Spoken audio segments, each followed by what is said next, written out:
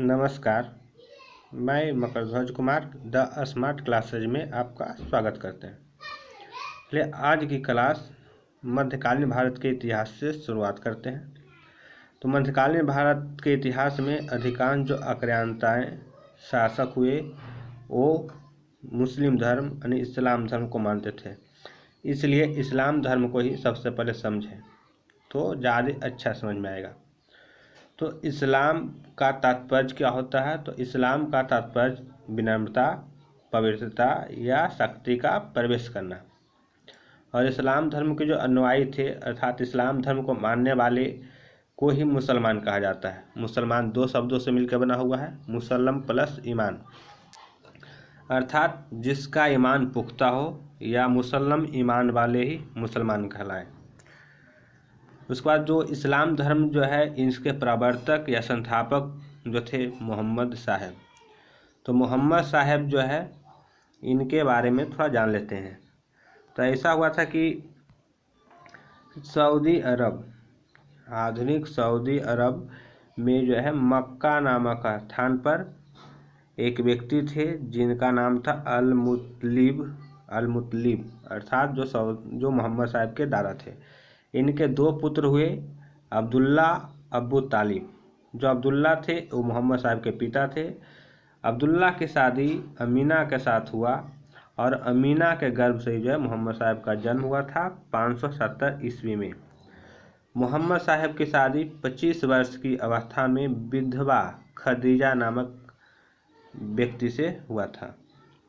मोहम्मद साहब का कोई पुत्र नहीं था, एक पुत्री थी फातिमा जिनका शादी अली के साथ हुआ था। मोहम्मद साहब के ज्ञान की प्राप्ति की बात करें तो इनको ज्ञान की प्राप्ति 610 ईस्वी में हीरा नामक गुफा में हुआ था। ये जो हीरा नामक गुफा है अभी मक्का सऊदी अरब में स्थित है। उसके बाद मोहम्मद साहब के ज्ञान की प्राप्ति के बाद ये इस्लाम नामक एक नया धर्म आया और ये धर्म के प्रचार प्रसार हेतु 622 ईस्वी में मोहम्मद साहब मक्का से मदीना की तीर्थ यात्रा की। इस यात्रा को ही इस्लाम जगत में हिजरी संवत के नाम से जाना जाता है। मोहम्मद साहब की इंतकाल की बात करें तो 632 ईस्वी में हो गया था और इनको मदीना में ही दफनाया गया है। तो आगे देखते हैं। 7वीं सदी के शुरुआत में अरब में इस्लाम नामक एक नया धर्म का उदय हुआ था और शीघ्र ही बहुत तेजी से तीव्र विस्तार हुआ। उत्तरी अफ्रीका के देशों जैसे लीबिया, मिस्र इत्यादि, पूरे अरब प्रायद्वीप, ईरान, भारत, यहाँ से देख सकते हैं मैप में ये सऊदी अरब है। ये सऊदी अरब से शुरुआत हो करके बाकी जो इधर अफ्रीका के देश है यहाँ पहुँचा। ऊपर सीरिया, ईरान, इराक, ईरान है, होते हुए ये जो आधुनिक पाकिस्तान है, भारत होते हुए बाकी देशों में जो है फैल गया। उसके साथ ही देखिएगा तो इस्लाम धर्म के जो है कुछ इनकी मान्यताओं को देखते हैं। तो इस्लाम धर्म एकेश्वरवाद है, अर्थात वो मानता है केवल एक ही ईश्वर है। और इस्लाम धर्म जो है एकेश्वरवाद पर आधारित है, अर्थात केवल एक ही ईश्वर की मानने वाला। और वो जो ईश्वर का जो नाम दिए हैं वो ईश्वर है अल्लाह। अगर इस्लाम धर्म की पवित्र पुस्तक की बात करें तो पवित्र पुस्तक कुरान है, जिसमें प्रत्येक मुस्लिम को दिन में 5 बार नमाज अदा करने, रमज़ान माह में रोज़ा रखना, दान करना, मुमकिन हो सके तो मक्का की तीर्थ यात्रा करना। मोहम्मद साहब के मृत्यु के बाद मुस्लिमों को राजनीतिक तथा धार्मिक नेतृत्व प्रदान करने की जिम्मेदारी उसके नज़दीकी बंदों पर गया और इन्हीं लोगों को बाद में जो है खलीफा कहा गया। अर्थात जब मोहम्मद साहब की मृत्यु 632 ईस्वी में हो गया तो उसका जो है उत्तराधिकारी कौन होगा, इसके लेकर के जो उनके नज़दीकी बंदा था उसी को जो है उनका उत्तराधिकारी चुना गया और वे ही लोग खलीफा कहलाए। समय बीतते गया, बाद में जो है ये पद जो शुरू में धार्मिक था ये जो है धार्मिक और राजनीतिक दोनों बन गया, जिसका संचालन इस्लाम साम्राज्य के लिए किया जाता था। 632 ईस्वी से लेकर के 661 ईस्वी तक क्रमशः अबू बकर, उमर, उस्मान और अली को खलीफा पद प्राप्त हुआ। आज भी जो है इस्लाम धर्म में जो है शिया और सुन्नी वर्गों में जो है मतभेद है, तो आज इसको भी थोड़ा देख लेते हैं। तो ऐसा हुआ था कि पैगंबर मोहम्मद साहब के बाद खलीफा बनने को लेकर सुन्नी और शिया में फूट पड़ गई, क्योंकि इसमें जो है बहुत सारे लोग मानने लगे थे। तो इसमें से जो है कुछ लोगों को मानना था कि पैगंबर साहब का उपयुक्त अनुयायी जो है वही उनका उत्तराधिकारी बनेगा, और उनके नज़र में जो उपयुक्त व्यक्ति थे उनके जो है प्रिय अनुयायी अबू बकर जो पहला खलीफा बना, उसके बाद उमर खालिद बना। जबकि कुछ लोगों की मानता था कि मोहम्मद साहब का कोई रिश्तेदार ही खलीफा बने, यानी उसका उत्तराधिकारी बने, और जो है उनके नज़र में सबसे उपयुक्त व्यक्ति थे वो उनके दामाद अली। तो जो अली यानी जो रिश्तेदार को खलीफा बनाना चाहते थे वही वर्ग शिया कहलाए, और जो उपयुक्त व्यक्ति परिवार हो या न हो वो व्यक्ति जो है सुन्नी वर्ग कहलाया। अभी भी अब अगर वर्तमान स्थिति देखते हैं तो सुन्नी वर्ग का जो ऑपरेट कर रहा है वो सऊदी अरब, जबकि शिया वर्ग के बोले तो ईरान हो जाएगा। कुछ समय बाद अली की हत्या कर उनकी प्रतिद्वंदी मोहम्मद बयाह ने दमिश्क यानी सीरिया में जो है उमैद खलीफा की स्थापना की। यह 661 ईस्वी से लेकर 750 ईस्वी तक शासन किया।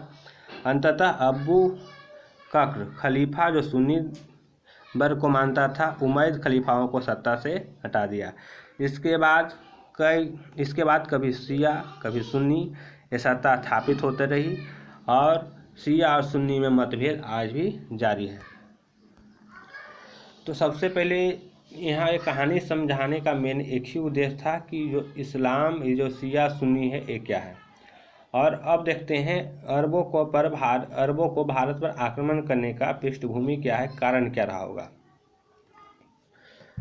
तो भारतीय इतिहास में अरब और भारत संबंध का विशेष महत्व है, क्योंकि सबसे पहले भारत आने वाला कोई मुसलमान था तो अरब ही था। अरबों की भूमि कृषि की दृष्टि से उपजाऊ नहीं होने के कारण वहाँ पर खेती नहीं होता था। इसका जो मुख्य व्यवसाय था पशुपालन और व्यापार। पशुपालन में ऊँट, भेड़, घोड़ा इत्यादि का पालन करते थे, जबकि व्यापार में हजारों वर्षों से ही अरब भारत के पश्चिमी समुद्री तट पर आते थे और यहाँ के जो है स्थानीय व्यापारियों से माल खरीद करके वो अपने देश ले जाया करते थे। साथ में ये सिर्फ भारत नहीं बल्कि अफ्रीका के देशों मिस्र, यूरोप, अफ्रीका और इत्यादि देशों से जो व्यापार करते थे। वे भारत से चंदन, सुगंधित लकड़ियाँ, कपूर, लौंग, काली मिर्च, कपड़े, हीरे, हाथी दांत, शीशा, बांस इत्यादि अपने साथ ले जाते थे, और बदले में अपने साथ शराब, तलवार, खजूर, घोड़े, रेशमी कपड़े इत्यादि भारत के जो टापू और जो पड़ोसी देश जैसे चीन, जापान इत्यादि में बेचते थे। इस प्रकार भारत और अरबों की जो है मैत्री संबंध बहुत पुराना था। तो संबंध अगर इतना अच्छा था तो अरबों ने भारत पर आक्रमण क्यों किया। तो बात ऐसा है कि मोहम्मद साहब की मृत्यु के बाद इस्लाम धर्म की जिम्मेदारी खलीफाओं को मिला। बाद में यह धार्मिक और राजनीतिक दोनों बना गया। लालच बस सुल्तान जो है अपने साम्राज्य विस्तार और धन इकट्ठा करना उसका उद्देश्य था। इसीलिए जो है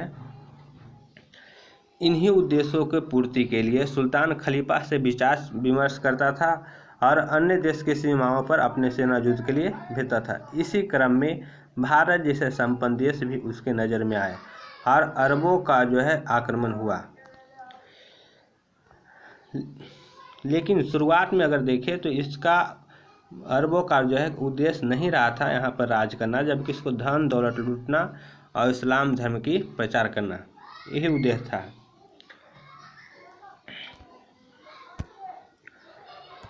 लेकिन भारत पर सर्वप्रथम अरब 712 में नहीं किया था, जबकि उसके पहले भी 636 से 37 ईस्वी में हजरत उमर खलीफा था। उसी समय जो है लूटपाट के उद्देश्य से अधिक धन दौलत लूटना, इस उद्देश्य से जो है आक्रमण किया था। लेकिन भारत के जो स्थानीय क्षेत्रीय राजा थे ये उन्हें खदेड़ दिया। उसके बाद अल्हेरियस 662, मुहल्लब 664, अब्दुल्ला के नेतृत्व में जितना भी आक्रमण किया था ये सब के सब विफल कर दिया गया। अगर अरबों का पहला सफल आक्रमण की बात करें तो मोहम्मद बिन कासिम के नेतृत्व में हुआ था। अगर इसकी जानकारी जो है कहाँ से मिलती है देख लीजिएगा। तो अरबों का आक्रमण की जो जानकारी मिलती है इसका स्रोत है पुस्तक फुतूह अल-बरदानी, जिसका लेखक हो जाएगा बिलादरी। ये मल्टीपल चॉइस क्वेश्चन बन सकता है। दूसरा पुस्तक जो है इम्पोर्टेंट पुस्तक है वो है चचनामा। तो चचनामा का लेखक हो जाएगा अली अहमद। तो उसके पहले जो है ये जो है अरबों का जो है पहला सफल आक्रमण जो है माना जाता है मोहम्मद बिन कासिम के। तो मोहम्मद बिन कासिम जो है ये सफल आक्रमण किया था। उससे पहले जो भारत का स्थिति का था उसको देख लेते हैं। तो उस समय जो है सिंध, ये जो पाकिस्तान का एरिया है, ये सिंध के जो है ये सिंध के आसपास के क्षेत्रों में राय वंश का शासन था। वहाँ के जो राजा थे जिनका नाम था साहसी, जो बौद्ध धर्म को मानते थे अर्थात बौद्धिस्ट थे। राजा साहसी की पत्नी जिनका नाम था लाड। तो ये राजा साहसी जो थे इनका मृत्यु हो जाता है। मृत्यु होने के बाद इनकी विधवा लाड जो है मंत्री चच नामक ब्राह्मण से कर लेता है।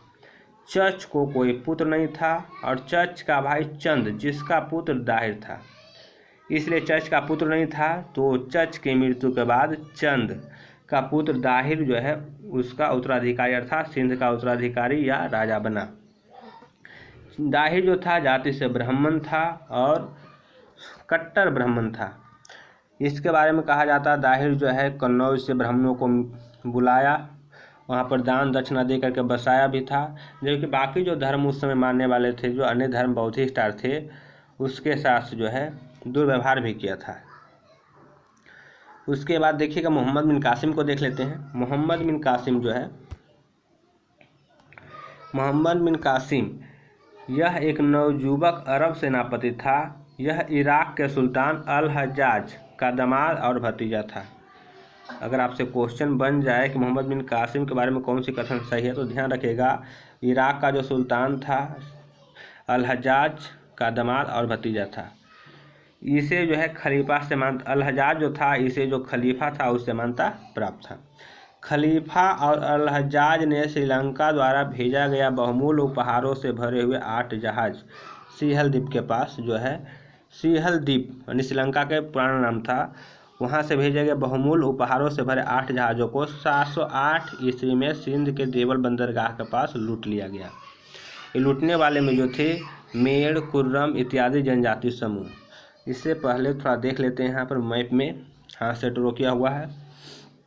तो कैस्पियन सागर है, ये फारस की खाड़ी, ये सऊदी अरब हो जाएगा और ये सीरिया हो जाएगा।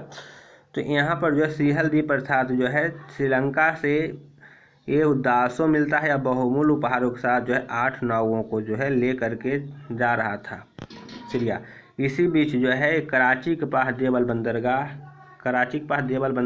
है और ये देवल बंदरगाह पर ही कुछ जनजातियों के द्वारा जो है यहाँ पर धन लूट लिया जाता है, नाव को लूट लिया जाता है।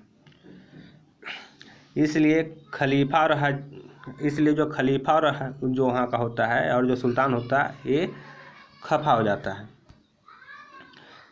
और लूटा।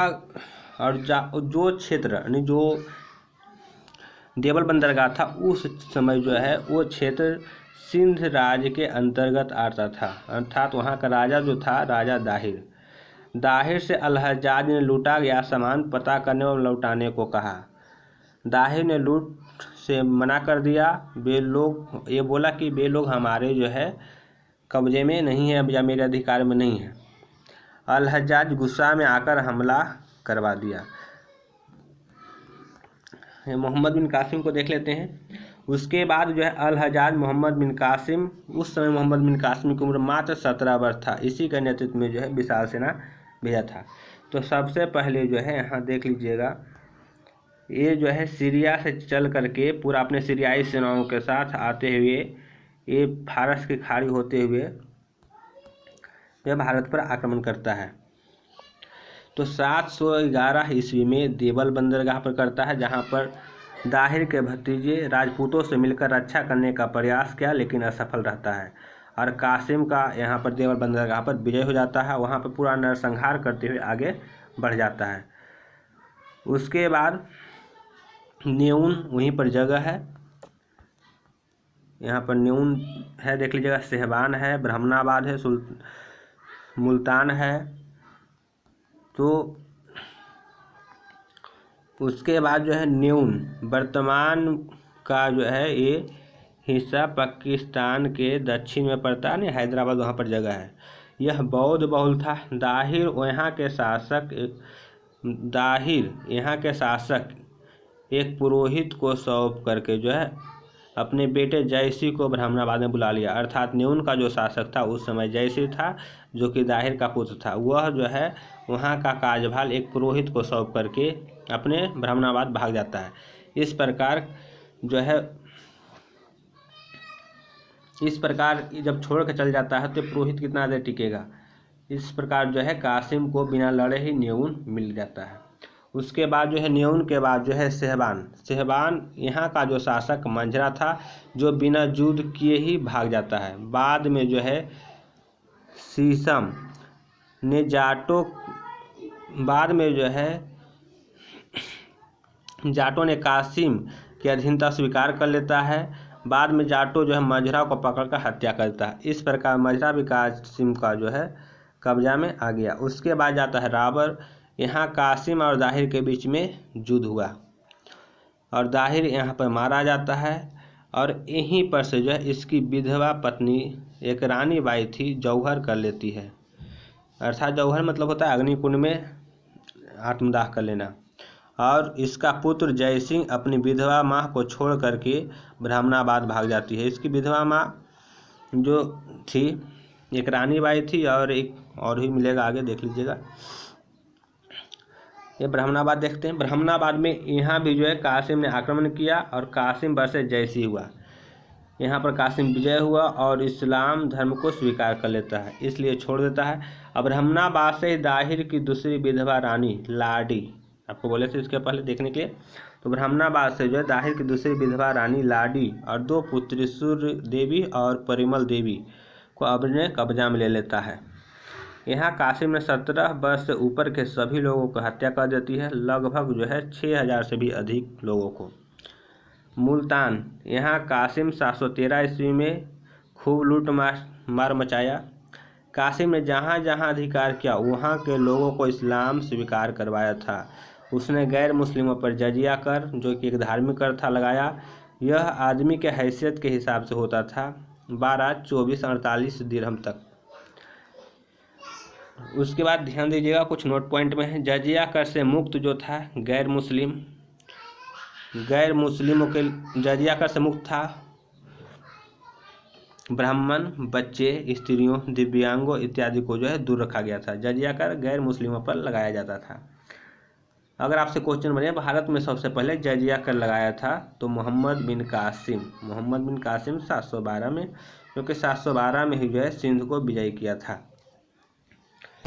लेकिन ब्राह्मणों, इसमें याद रख लीजिएगा, ब्राह्मण, बच्चे, स्त्री, दिव्यांग जो था इस पर जजिया कर नहीं लगाया था। ब्राह्मणों पर जजिया कर बोलेगा तो गयासुद्दीन तुगलक हो जाएगा। कासिम ने भूमि कर जो है 1/2 से लेकर 2/5 भाग तक वसूला था। इसने हिंदुओं पर भयंकर अत्याचार, लूटपाट, जबरन धर्म परिवर्तन इत्यादि करवाया था। अरबों ने भारतीय ग्रंथों, ज्योतिष कला, चिकित्सा, गणित, रसायन इत्यादि को अरबी में अनुवाद करवाया। ब्रह्मगुप्त द्वारा रचित ब्रह्म सिद्धांत और खंडखाद अरबों में काफ़ी प्रचलित हुआ था या प्रसिद्ध हुआ था। उसके बाद देखते हैं अरबों को आगे भारत में नहीं बढ़ने का कारण क्या था। तो अरब में ईर्ष्या और धार्मिक मतभेदों के कारण अंतिम समय आते आते केंद्रीय व्यवस्था भंग हो गई थी। दूसरा हो जाएगा राजपूतों का उदय। पंजाब, राजस्थान, गुजरात जो पश्चिम सिंध के एरिया से सटते थे वहाँ। उसके बाद नीचे अगर देखेंगे तो गुज्जर, राष्ट्रकूट, चालुक्य जैसे शक्तिशाली साम्राज्य जो है अरब को सिंध तक ही सीमित रखा। दूसरा आ जाएगा कासिम साम्राज्य के विस्तार के लिए जब तैयारी ही कर रहा था तभी जो है अरब में जो होता है सत्ता परिवर्तन होता है। अल हज्जाज और खलीफा अल बरीद की मृत्यु हो जाता है। इसका छोटा भाई सुलेमान खलीफा बन जाता है जो अल हज्जाज का विरोधी था। उसने कासिम के विजय अभियान पर रोक लगा दिया एवं वापस अरब बुला लिया। कासिम तोहफा में दाहिर की दोनों पुत्री सुलेमान को भेंट करती है, सूर्य देवी और परमल देवी को, लेकिन ये दोनों जो है षड्यंत्र के द्वारा जो है आरोप लगाता है मोहम्मद बिन कासिम पर। इसलिए जो है यहाँ पर जो खलीफा था वो जो है मोहम्मद बिन कासिम को मृत्युदंड की सजा देता है। और ये जो है सूर्य देवी और परमल देवी का जो षड्यंत्र रहता है बोलता है, यानी वो गिफ्ट करता है उस खलीफा के पास, सुल्तान के पास, तो बोलता है कि हमें पहले ही जो है हमारे साथ दुर्व्यवहार किया है, बहुत सारा आरोप लगाता है। इससे जो है गुस्से में आकर के कासिम जो है उसका हत्या कर देता है, कासिम बोलते हैं, सुलेमान जो है उसकी हत्या करवा देता है। बाद में जो है सुलेमल देवी परमल देवी जो है ये हंसते हुए जो है बोलता अपने बाप भाई का बदला ले लिया। इस प्रकार उसे भी दीवार में चिनवा देता है। इसकी चर्चा जो है चचनामा मिलता है। इतना के बाद थोड़ा सा देख लीजिए कॉन्सेप्ट मोटा मोटी आपसे क्वेश्चन क्या बन सकता है।